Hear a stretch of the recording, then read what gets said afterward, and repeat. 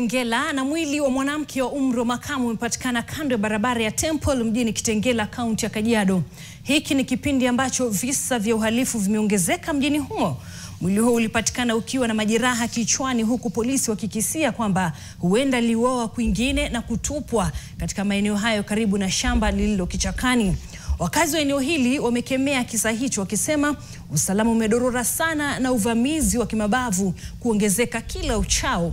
Yanajiri siku moja baada ya mwanabiashara kuvamiwa na wahuni waliokuwa na bunduki na kuiba mali na pesa. Kamanda wa polisi wa Isinya Simon Lokitari amesema uchunguzi unaendelea.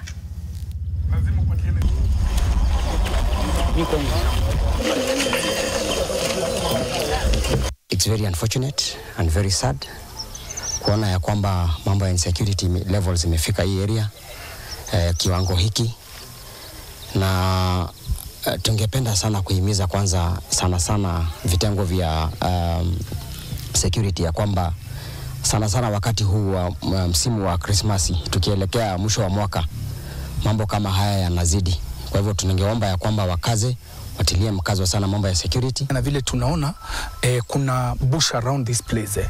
Kwa hivyo ni kama aliulio Samuel Elsa akakuja akadampiwa hapa. Sisi tukiwa kama majirani wa hii area hatukufurahia.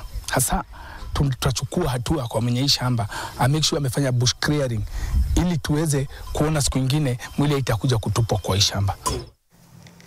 Katika masuala ya afya, Kenya imeungana na